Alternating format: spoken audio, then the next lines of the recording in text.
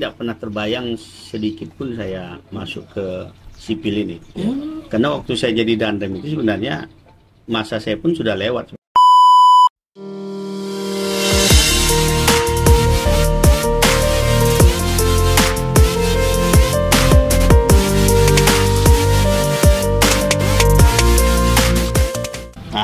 Agak becel lah segini. Iya. Lecah. Itu bahasa Melayu betul. Lecah tuh becek lah kalau itu agak apa itu. Iyong apa? Iyong dola atau apa Pak? Kalau Bengkalis itu tuh kenal Iyong Dolah. Iyong Dolah itu kan ada orangnya dulu memang. Dia jadi suku Bubul itu akhirnya menjadi ini. Dia sebetulnya kalau saya bilang tokoh Iyong Dolah ini tokoh cerdas. Cerdas itu cuma dia menghibur. Contoh misalnya dia bilang, dia cerita serius ini. Serius, jadi Iyong manjatlah pokok kelapa itu. Udah sampai di atas itu. Kita bisa turun. Atau tanya macam mana coba Iyong turun? Iyong ambil tangguh. Turun. Itu kan sesuatu yang tak ini gitu loh. Jadi Iyong ambil apa Pak? Ambil tangguh. Dia tak bisa turun. Dia di atas, dia bisa turun. Jadi biar bisa turun, ambil tangguh turun dia. Jadi banyak hal-hal yang apa tuh Iyong Dolah.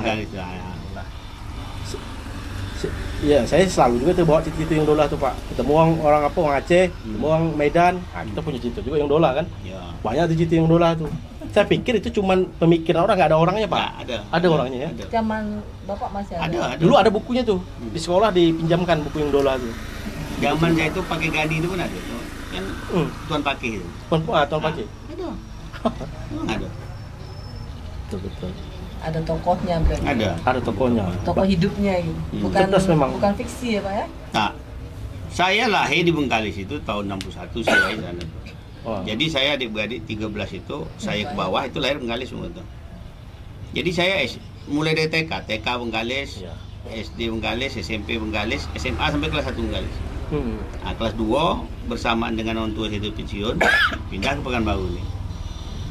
2 tahun lah di sini saya. Jadi saya di Pekanbaru ini sebenarnya relatif 2 tahun lebih banyak di Bengkalis. Saya berangkatlah ke Jawa sana. Dari Jakarta saya masuk Akademi Militer. Oh, di Jakarta Pak ya? Masuknya dari Jakarta. Sejak disitulah setelah diterima itu melanglang buana kemana-mana tugas. Udah balik-balik dia udah 37 tahun dinas itu. Jadi Danrem itu. Balik kampung. Berarti salah satu tugas yang sangat berkesan Pak di mana Pak? Saya di tim-tim itu 4 tahun ya. Di situ masih perang ya Pak ya? Masih daerah konflik waktu itu. Jadi ada beberapa anak buah saya, anggota saya yang terpaksa harus tinggal di makam pahlawan di sana. Itu juga ketika pulang itu orang tuanya kan masih belum bisa menerima itu kondisi-kondisi seperti itu. Itulah yang menjadi suatu pengalaman sendiri. Waktu itu kan bayangkan saya baru usia sangat muda lah, 22 tahun, belum berkeluarga. Sementara yang saya pimpin ini kan ada yang sudah berkeluarga, bahkan yang gugur itu pada saat itu istrinya itu sedang hamil 7 bulan.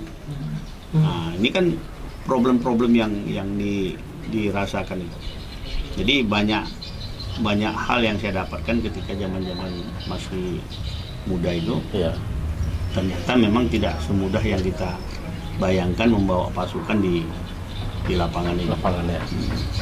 Berarti di luar negeri tugas pernah di mana aja Pak? Jadi di luar negeri itu saya sebenarnya dulu saya kan begini, berdinasnya di Mabes TNI itu di Inspektorat. Inspektorat itu kan bagian pemeriksaan. Kemudian atase pertahanan kita ada di 32 negara.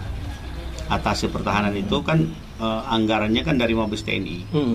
Mabes TNI, tapi dia kan melekat di departemen luar negeri di sana. Nah, kemudian dengan kondisi itu mereka ini dia kan dalam satu kali penugasan itu kan 3 tahun. 3 tahun itu kan harus diaudit gitu.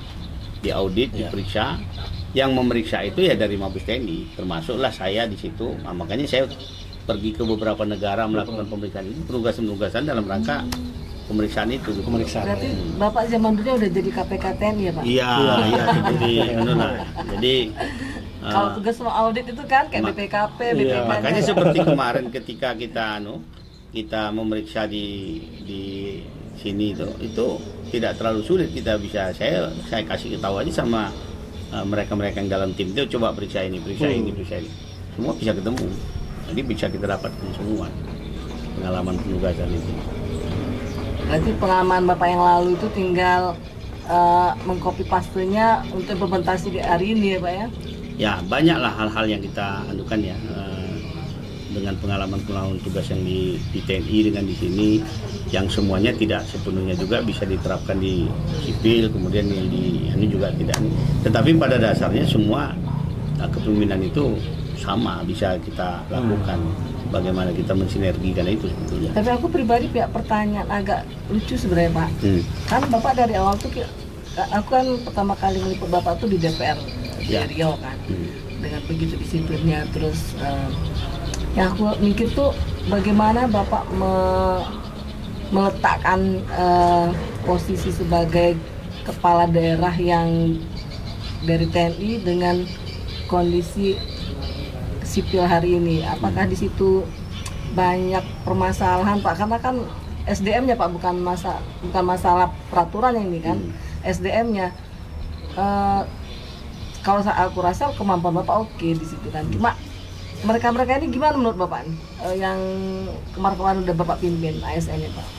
Ya, pada akhirnya mereka juga banyak yang bisa menyesuaikan ya. Karena yang kita lakukan ini sebenarnya tidak ada dikotomi militer sipil. Kalau kita berbicara disiplin itu kan sebetulnya kan bukan, saya tidak setuju juga kalau dikatakan bahwa disiplin itu domainnya TNI. Itu salah besar kok. Kita umat Islam ini mencirikan bahwa disiplin. Coba salah satu contoh kita. Sholat 5 waktu itu aja. Harus di awal waktu. Harus di awal waktu. Ya. Itu bukan harus militer, bukan harus sipil. Semua dia harus umat muslim harus ada begitu. Nah, kita yang kadang-kadang menganggap seakan-akan kalau seperti itu aturannya kan sudah jelas, ada aturan yang harus dilakukan. Seakan-akan kita permisif kalau orang sipil ini dengan itu bisa ditolerir aturan itu, kan nggak benar. Bukan seperti itu. Kalau kita ingin maju nggak bisa begitu. Benar. Tidak ada perbedaan menerapkan sebuah aturan itu, yang menerapkan itu militer ataupun sipil. Persoalannya kan ditanggung jawab. Nah, kita seakan-akan itu yang terjadi. Kalau disiplin dengan aturan, dengan ini semua seakan-akan wah ini kalau di militer TNI harusnya itu yang jadi persoalan sebenarnya Pak. Karena hukum kita hari ini sebenarnya nggak disiplin, jadi pelanggaran di mana-mana. Lampu merah pun hari ini kita lihat asal nggak ada polisi bisa dilanggar. Padahal kan ada nggak adanya polisi, ini hukum yang harus didisiplinkan. Itu yang harus dibangun. Itu yang harus dibangun. Jadi kan bukan masalah, bukan persoalan apanya sipil militer dia. Satu lagi Pak, ini memang dari awal pernah bertanya tapi belum terjawab nih sebenarnya. Dari bintang 2 nih, Brigadir Jenderal. Bintang 1 maaf. Bintang 1 dari jenderal yang punya karir 3 tingkat lagi nih ke atas, bisa Bapak tinggalkan masuk ke politik ini sebenarnya apa nih yang menjadi pendorong kuatnya Pak? Jadi dulu begini sebetulnya, saya tidak pernah terbayang sedikit pun saya masuk ke sipil ini. Karena waktu saya jadi Dandem itu sebenarnya masa saya pun sudah lewat sebetulnya. Jadi tahun 2017 itu saya cuti lebaran. Cuti lebaran, baliklah saya ke sini. Berapa hari saya diajak adik saya sama termasuk Pak Asri Lawaludin itu yang awal makan kami malam di 88 itu. Nah, waktu bincang-bincang santai itulah dia tanya, "Bang, abang bila pensiun bang?" Saya bilang masih ada 2 tahun lebih lah. 2 tahun lagi itu artinya kalau di militer itu pangkat itu ya, kalau di TNI itu kan pangkat jenderal itu ya seminggu pun bisa naik pangkat. Bisa satu kali bisa gitu. Artinya peluang itu besar. Masih ada. Tapi mereka bilang begini, "Bang, ini kan di sini mau ada pilkada. Ikutlah bang," katanya. Saya pertama kan saya pikir kan bicara-bicara ringan aja lah, santai itu. Saya bilang tak pernah saya pikirkan itu. Saya bilang saya kan tak pernah membayangkan anulah. Dah baliklah saya ke Jakarta. Waktu saya di Jakarta, mereka nelpon lagi nanya. Saya bilang ini berarti serius nih kemarin. Serius. Saya bilang saya tidak mempunyai persiapan untuk itu. Saya bilang udahlah bang, pokoknya kami dukung, nanti kami yang ada di sini semua. Kira-kira seperti itu. Akhirnya saya bilang kalau memang begitu ini harus kita pelajari betul. Kita pelajari betul. Saya kan hampir 40 tahun meninggalkan Riau. Banyak yang saya tidak mengikuti perkembangan di Riau ini. Bahkan kalau hari ini saya balik ke Riau, saya bilang, yang pada saat tahun 80 saya tinggalkan itu baru lahir, dia udah umur 37 tahun, saya bilang. Dia pun tak kenal dengan saya, dia anggap saya ini orang asing, saya bilang. Padahal saya lahir besar di Bengkalis itu. Nah, ini yang orang tak tahu kan. Nah, jadi kondisi-kondisi seperti inilah akhirnya setelah mereka besar harapan di Moano, saya cobalah pelajari. Sampailah pada akhirnya waktu itu dengan Pak Sam ini, karena Pak Sam mau maju itu. Nah, itu permintaan itu mereka ini berharap bisa enggak Bang? Abang di masa akhir ini jadi dandem sekejap aja. Itu sebenarnya. Secara organisasi, secara kepangkatan apa semua, saya udah terlalu senior. Adik-adik kelas saya itu semua udah jadi pangdam, sudah jadi apa semua. Jadi nggak mungkin rasanya. Iya benar. Tapi karena waktu itu ada keinginan supaya walaupun hanya hitungan bulan lah. Akhirnya saya cobalah. Kalau gitu nanti cobalah saya bangun komunikasi di pusat di Mabes. Nah, berawal kan waktu itu kepala staf angkatan darat itu kan rajin sholat subuh juga di masjid. Jadi saya satu komplek itu. Jadi habis sholat subuh itu kita sering bincang-bincang. Kawan saya ada beberapa orang juga yang satu angkatan itu. Dia bilang, Pak Kasat ini kawan ini ada keinginan pulang ke daerahnya, mau maju di pilkada. Nah, harapan kalau bisa mungkin diberi kesempatan lah jadi dandem di kampung halamannya. Ya waktu baru-baru awal itu belum ada tanggapan, tapi setelah sering disampaikan itu, akhirnya Kasatnya tanya sama saya, kamu serius? Maka tak mungkin saya jawab tidak serius. Jenderal bintang 4 bertanya kan, saya jawab, siapa? Loh kamu masih 2 tahun lagi loh. Kalau nanti nggak terpilih, nggak duduk, nggak bisa balik ke TNI. Saya bilang nggak ada masalah. Saya bilang. Kenapa saya bilang nggak ada masalah? Makanya ketika ada orang bertanya, apa nggak rugi Pak? Bapak kan masih 2 tahun. Saya bilang tidak. Kenapa tidak?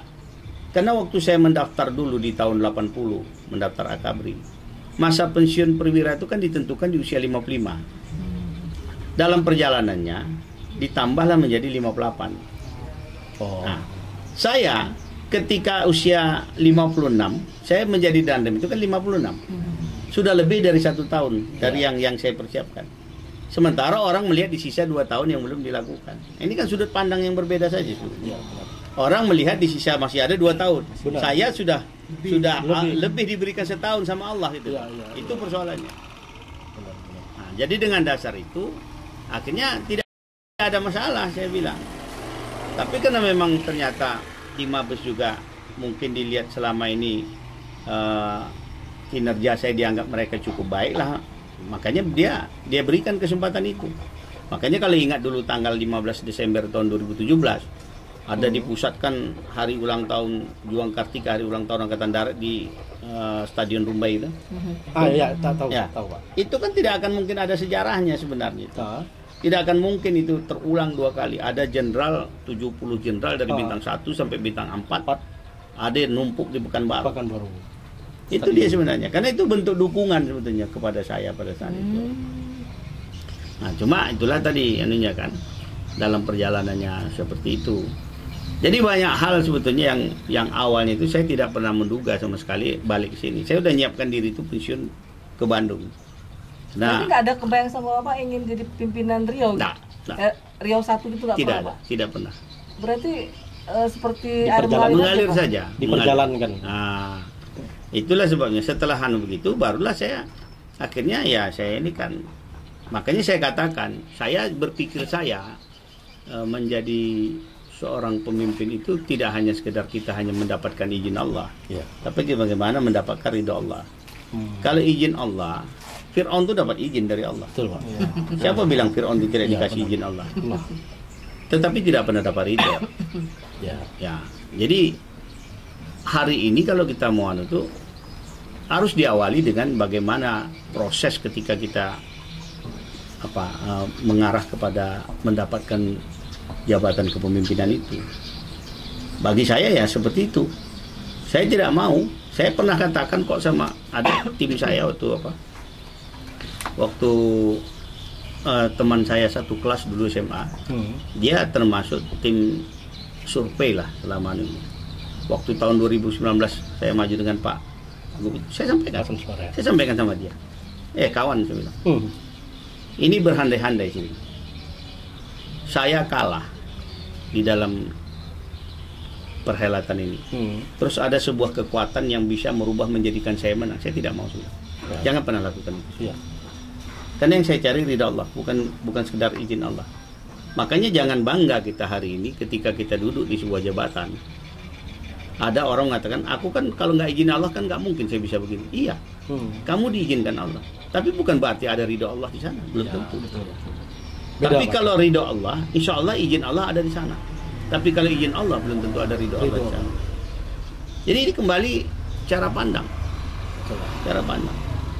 Nah, sekarang bagaimana anunya kita, terserah kita masing-masing. Sebenarnya udah terjawab nih Kak. Kalau bahasa mereka di luar krisis kepemimpinan sebenarnya sudah dipersiapkan Allah juga. Yang di situ tidak hanya sekedar izin Allah, benar. Izin Allah semua orang izin Allah hari ini. Firaun, Herodes semuanya izin Allah. Tapi tidak dalam keridhaan Allah. Hitler juga. Ya diizinkan, siapa yang tidak diizinkan? Buktinya dia jadi pemimpin kan? Nggak mungkin nggak jadi begitu saja. Benar. Itu persoalannya. Makanya saya tiap malam berdoa. Saya katakan, sampai hari ini saya puasa nih, saya berdoa itu tidak pernah saya tinggalkan ini. Ya Allah, kalaulah jabatan Gubernur Riau ini aku pimpin suatu saat akan membawa kebaikan untuk diriku, keluargaku, terutama masyarakat Riau. Engkau tunjuk itu padaku, titipkan itu padaku. Aku akan lakukan yang insya Allah terbaik. Tetapi kalau tidak akan membawa kebaikan untuk diriku, keluargaku, apalagi masyarakat Riau, bahkan akan menimbulkan kezaliman, demi Allah saya katakan, jangan pernah kau titipkan padaku. Aku tidak sanggup bertanggung jawabnya kelak di hadapan. Jadi bagi saya jabatan itu bukan sesuatu yang saya cari, harus saya paksakan. Enggak. Amanah Pak ya? Pak, pertanyaan terakhir boleh Pak? Setelah pengalaman Bapak sejauh ini 5 tahun belakang mendampingi Pak Gub, terus sekarang udah pernah jadi definitif. Ke depannya Pak, kalau seandainya Bapak Allah ridhoi kembali menjadi pimpinan, kira-kira kondisi politik kan tadi orang dinamis kan. Siapa tokoh yang mungkin Bapak ingin ajak sebagai pendamping atau Bapak udah punya pandangan? Iya, karena Bapak udah pasti udah punya pandangan dong. Karena tadi kan kita memulai dengan krisis kepemimpinan kan. Kira-kira Bapak siapa yang pantas mendampingi Bapak atau malah Bapak melihat dulu kondisi perahunya dulu Pak? Ya. Karena kan kalau sekarang nih ibarat pengantin ada yang merisik gitu loh Pak. Nah, itu. Atau nunggu dijodohkan. Iya Pak. Jadi begini, di politik itu tidak bisa kita hitam putih begitu. Tidak bisa hitam putih. Jadi perkembangan politik itu sangat dinamis. Sangat dinamis.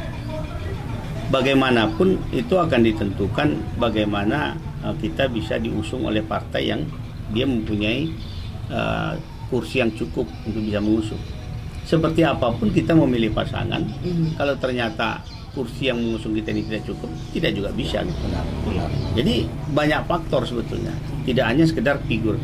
Mungkin kita bisa mendapatkan figurnya baik, tapi tidak bisa mempunyai kecukupan dari sisi aturan kursinya. Ada yang satu sisi lain, mungkin dari sisi ininya kecukupan bisa, tapi mungkin figurnya tidak begitu terlalu bisa yang kita harapkan. Nah, jadi ini semua harus bisa dikompromikan sampai pada satu titik tertentu di mana yang sebetulnya tingkat kerentanannya itu yang paling kecil. Jadi harus seperti itu melihatnya. Berarti kalau kita tidak bisa berbicara pada tataran idealisme yang betul-betul kalau idealnya ya semua harus kita ini cari pasangan. Berarti bisa belajar dari kondisi pilpres hari ini ya Pak? Iya, jadi bermacam-macam. Seram Pak. Seram kalau kita orang awam suram Pak kondisi pilpres. Ya, itulah yang kita kadang-kadang tidak bisa. Makanya kalau kita tidak dengan kondisi ini tidak melihat dari berbagai aspek. Kadang-kadang bisa kecewa. Ini kan. Ya. Kecewa berat kita ininya. Karena untuk mencari posisi ideal bahwa orangnya ideal, partainya ideal, jumlah kursinya ideal, itu nggak mungkin kita bisa dapatkan sekali dalam satu yang politik ya Pak, politik. Ya. Jadi banyak faktor-faktor yang sebetulnya dia yang tidak suka itu harus terkompromikan. Kompromi. Jadi ibaratnya istilahnya kalau kita terpaksa harus mencari dari sekian banyak yang, kalau mencari yang baik di antara sekian baik kan mudah. Betul, Pak. Tapi mencari yang baik di antara sekian yang tidak terlalu baik, ini kan kita harus bisa mencari tingkat yang tidak baik itu sedikit. Betul. Itulah yang harusnya kita anukan. Punya pola dan rumus sendiri kalau gitu, Pak. Sementara orang kadang-kadang dia tidak melihat seperti itu. Yang diinginkan itu semua pada tataran ideal. Ini kok begini, ini kok begini. Ya, nah, itulah yang sering muncul. Jadi banyak faktor, nggak bisa tadi kalau kita apa ya? Ya, kita lihat dari pilpresnya agak, aduh, ya, ada guncangan batin juga, Pak. Ya, itulah dia. Kita ambil aja nilai ibrohnya. Makanya maksudnya dari pilpres kita belajar, kembali lihat wajah Riau hari ini gitu kan, Pak. Politik Riau hari ini agak ada rasa kecemasan, kerumitan juga di sini gitu kan, Pak. Tapi yakinlah, saya bilang setiap orang itu kan pasti ada sisi positifnya itu pasti inilah ya. Kita nggak bisa juga melihat semua itu dari sisi kekurangan. Memang idealnya itu kita maunya itu semua kan berjalan dengan pada tataran yang sempurna gitu. Itu rasanya sulit sekali kita bisa mendapatkan. Aku pernah dengar ucapan orang bijak, Pak, untuk menyelesaikan guncangan batin aku terkait pilpres ini apa? Bila kamu dipimpin dengan orang buruk, itu karena kamu sebagai orang, sebagai masyarakat juga buruk. Jadi kamu dipilihkan Allah pimpinan yang buruk. Itu aku jadi gimana gitu, Pak, pilpres hari ini, Pak. Serius, Pak. Berarti kita di sini kan orang Indonesia hari ini banyak yang bermasalah dengan keimanannya, dengan cara dia beribadahnya. Jadi Allah pilihkan pimpinan yang buruk gitu loh, Pak. Itulah kenapa saya getol, saya menganukan itu diawali dengan kegiatan-kegiatan beribadah di subuh hari itu. Nah, kenapa yang saya lakukan? Gerakan subuh berjamaah. Kenapa saya lakukan itu? Kunci ke kita itu dari situ. Dari situlah harus awalnya kita semua. Bagaimana mungkin kita bisa setia di dalam melakukan pembangunan atau kenapa? Dengan yang menciptakan kita aja kita nggak setia. Itu. Hablum minallahnya belum terhubung dengan baik, udah hablum minallah aja kan itu. Vertikal horizontal ini. Jadi menarik sebenarnya gerakan sholat subuh berjamaah itu kan baru muncul nih di akhir-akhir masa jabatan Bapak nih. Nah, sebenarnya dari awal saya. Dari awal saya.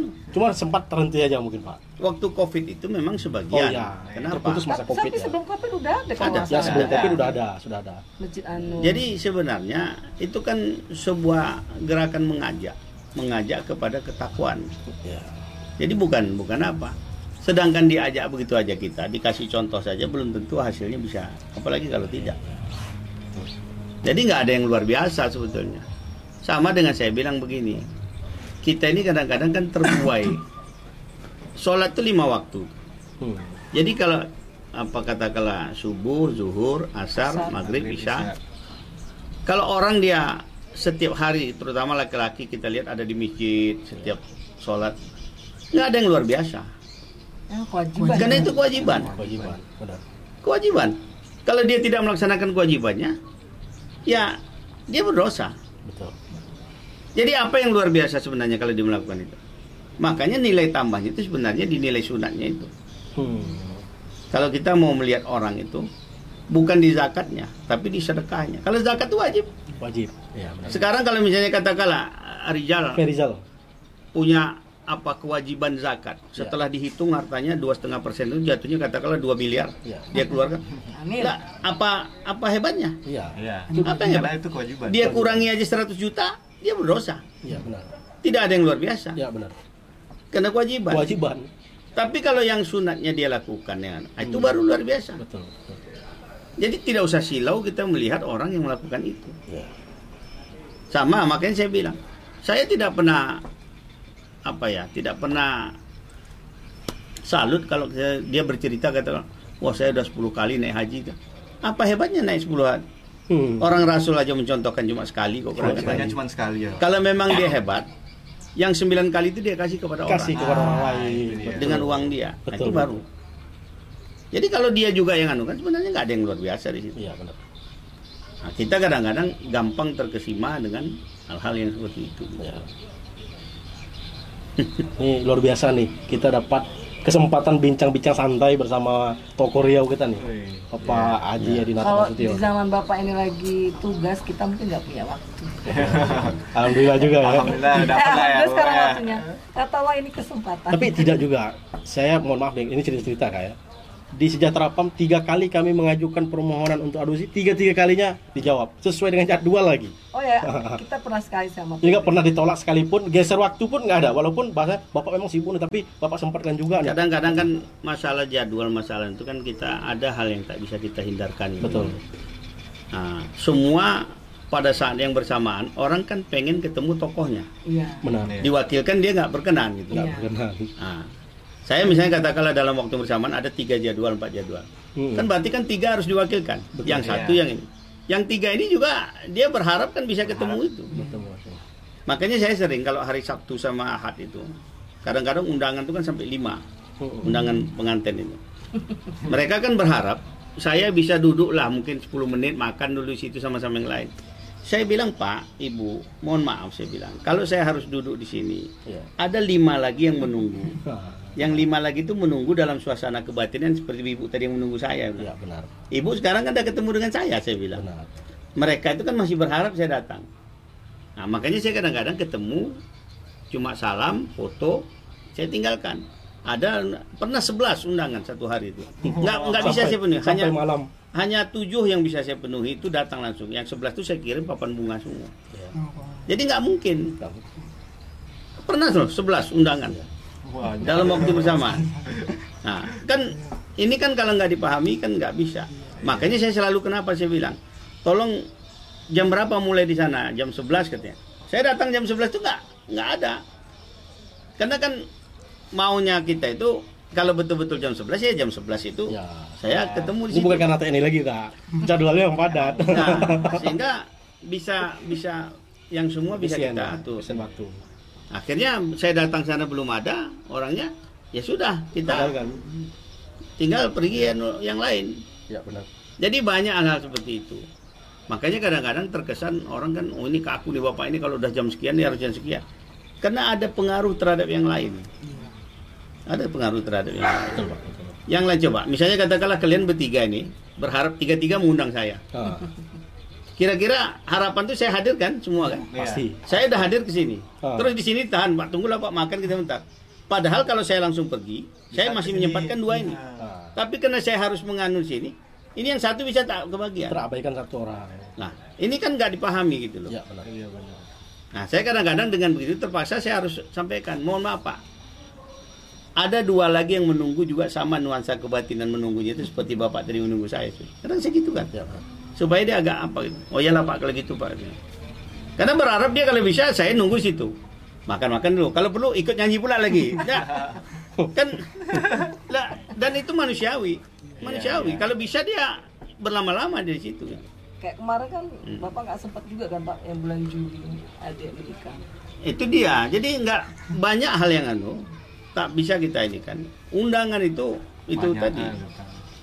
Kadang-kadang belum lagi. Kalau misalnya undangannya 3, katakanlah 3 itu di area duta, kemudian di Grand Central, itu bisa. Yang satu di Panam di rumah, Wah. yang satu nanti muncul di sini di kediaman juga, yang 2 di gedung di PU. Bisa. Wah, Jauh. gimana mau anunya? Nggak mungkin bisa terpenuhi. Nggak satu jalan. Tak satu jalan. Nah, yang seperti itu kan nggak semua juga memahami gitu. Banyak faktor memang. Ya.